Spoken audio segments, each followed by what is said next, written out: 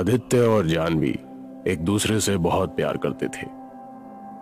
आदित्य एक एडवोकेट था और बहुत जल्दी ही जानवी से शादी करना चाहता था, लेकिन अभी उसको अपना खुद का घर खरीदकर शादी के लिए सेटल होना था।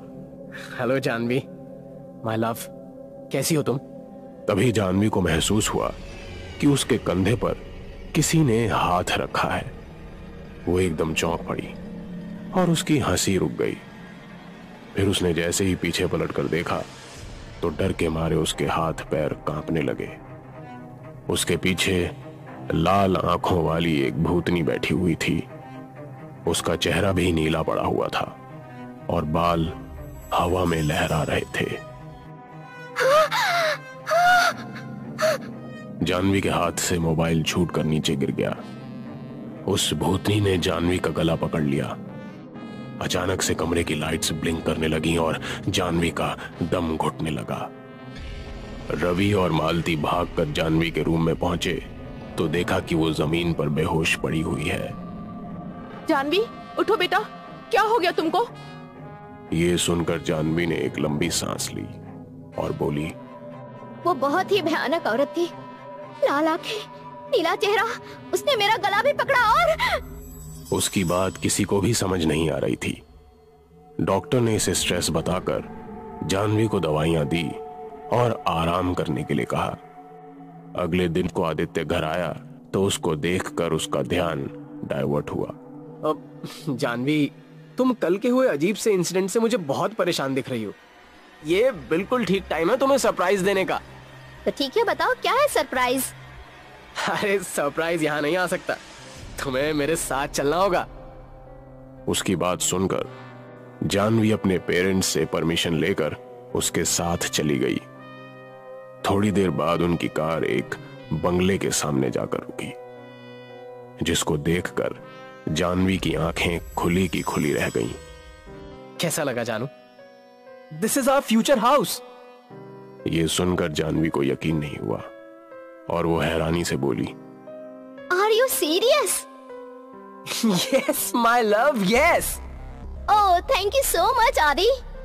जानवी उसके गले लग गई और फिर दोनों घर के अंदर चले गए। वहां एक नौकर मौजूद था। उसने जानवी को नई मालकिन कहकर वेलकम किया। अंदर से वो घर और भी अच्छा था।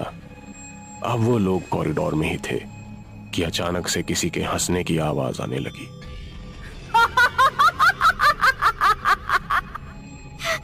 ये किसकी आवाज है? कौन है? तभी खिड़कियां अपने आप खुल गई और तूफानी हवाएं अंदर आने लगी। हंसने की भयानक आवाज बढ़ने लगी। लाइट्स एकदम से चली गई, जिससे तीनों बेहद डर गए। आदित्य, तुम कहां पर हो?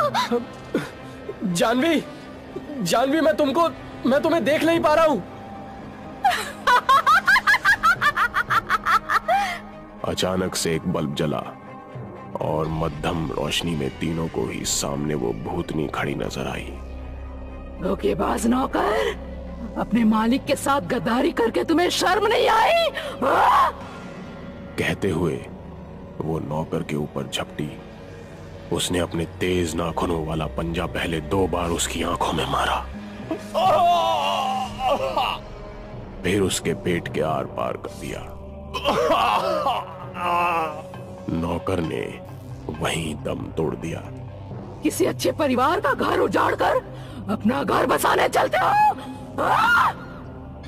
कहकर वो उड़ती हुई जानवी के पास आई और उसका गला पकड़कर हवा में ऊपर उठा दिया।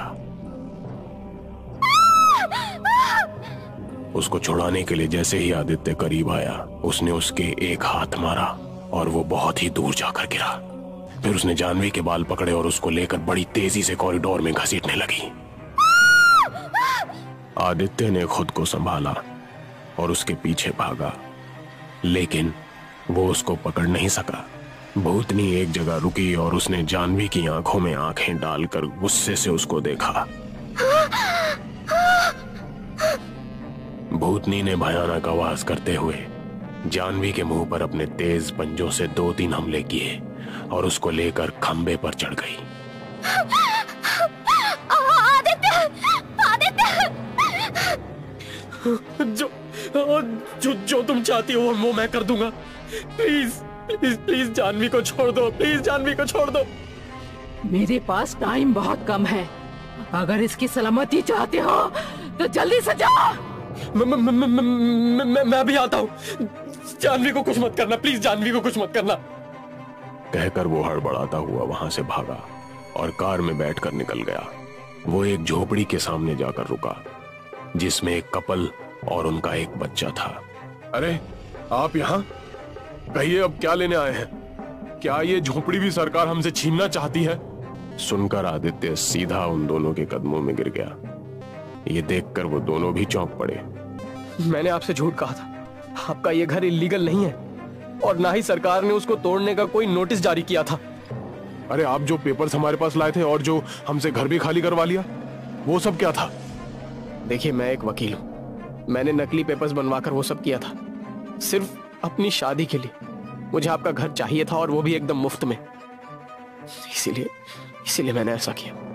इस प्लान में आपका नौकर भी शामिल था। प्लीज प्लीज मुझे माफ कर दीजिए और अपने घर वापस चलिए।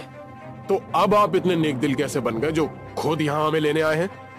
ये सुनकर आदित्य ने उनको सब कुछ बता दिया। उन दोनों को भी बात सुनकर समझ नहीं आया कि वो कौन सी आत्मा है जो उनके लिए इतना कर रही है।